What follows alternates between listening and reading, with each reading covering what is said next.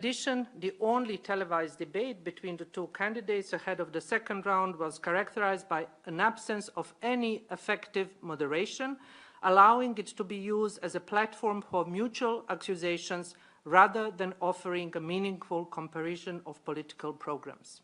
For campaign finance, regulations are applicable to both rounds, but they do not ensure transparency, accountability, and integrity. The inadequate campaign finance regulations enable the frequent involvement of third parties, reducing accountability and the integrity of the process. 5, legislation and the judiciary. The lack of specific provisions in election legislation directly related to the second round of explicit articles of the time frame for the second round campaign period and the ability to challenge the results of the first round reduce legal certainty and undermine the right to an effective legal remedy. And at the same time, concerns continued about the lack of independence of the Supreme Court chamber established in 2018 that is responsible for validating election results. This controversy has lowered public trust in the judiciary, and this needs to be recovered through sustained reform. Finally, the election administration. The professionalism of the electoral institutions is encouraging, and the NEC and lower-level election commissions manage the process efficiently throughout, although the fact that sessions of the national election commissions were not open to the public reduced transparency. Election day itself was calm, and the process was professional, well organized, but again, the secrecy of the vote was often not ensured. And before I finish, I would like to express my gratitude to the long-term observers who have been working across the country, as I already stated, since mid-April. Heartfelt thanks also to the team of experts here in Warsaw for all their hard work and their energy and dedication. And my particular gratitude goes to the local staff. Without them, our observation would not have been possible.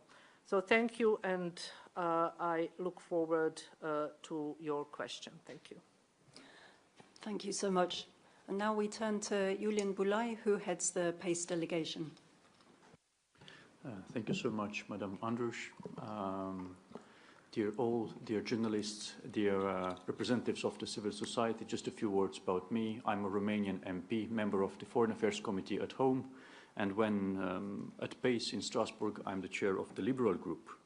So, as you know, the Parliamentary Assembly was invited to observe this presidential election by the authorities, given that the country is currently subject to our monitoring procedure.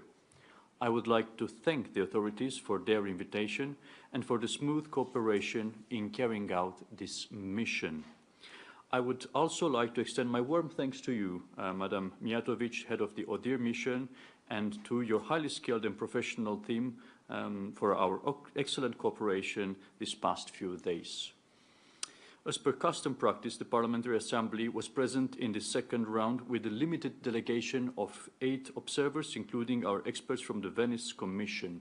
This time, our teams observed polling stations in and around Warsaw, Łódź, Kutno, Białystok, Puławy, and Lublin. First, I would like to congratulate the Polish people on their commitment on the high voter turnout in the second round of the presidential elections, both domestically and abroad. Despite a high level of societal polarization, Polish voters demonstrated their commitment to high-quality democracy, confirming that the country has a solid democratic system. We also value the contribution of all Polish citizens involved in the 31,000 polling stations who ensured that the elections were conducted calmly and professionally. Special mention should be made to the significant participation of women on electoral boards. As well as observing Election Day, we also observed the electoral environment in which electoral campaigns are conducted. Let me highlight a few issues that we found important and which will be addressed in our upcoming report. Well, we were impressed by how committed the Polish people were to going to vote, even with their families.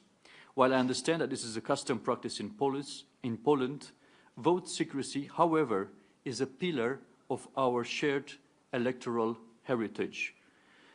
The state is obliged to provide the conditions for secret voting, and the voters have the right and the privilege to exercise this right.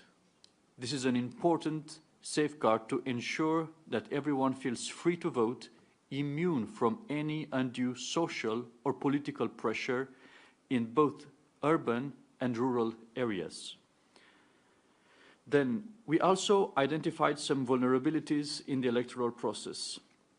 During the electoral campaign, we witnessed disinformation and foreign interference, much of which the relevant Polish institutions linked to sources within the Russian Federation.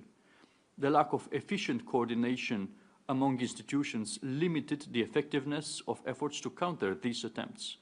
This issue is of concern not only for Poland, but for all Council of Europe member states, and our Assembly adopted last April a resolution on foreign interference as a threat to democratic security in Europe.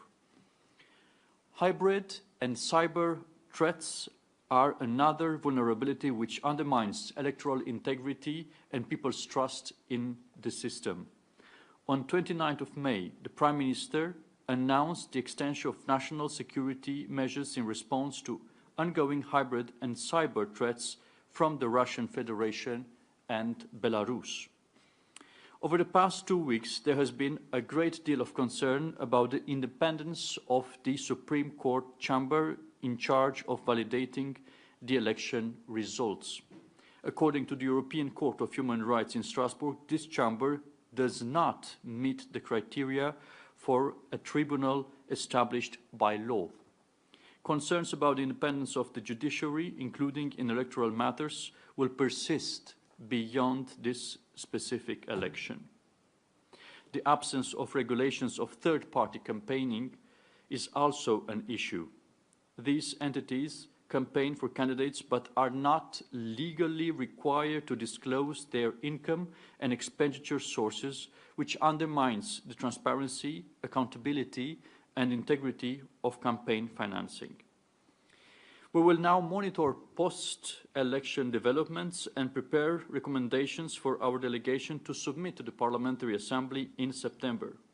As part of our monitoring procedure, we also expect to engage in a dialogue with the authorities to address key rule of law issues that impact electoral matters. I call, on behalf of PACE, the Parliamentary Assembly of Council of Europe, on Polish politicians to act responsibly and collegially and help the country resolve these issues. And now I'm looking forward to questions from your side, if there are any. Thank you. Many thanks. Indeed, now there's time for your questions.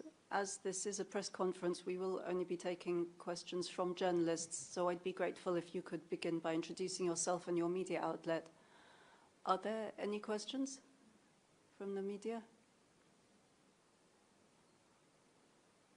This is your only chance. It's already after the second round. No questions? You already understand everything? In that case, we'll leave it there. The report and the press release are available in both language versions as you go out, and they will shortly be available on ODIHR's website. Thank you again for your interest.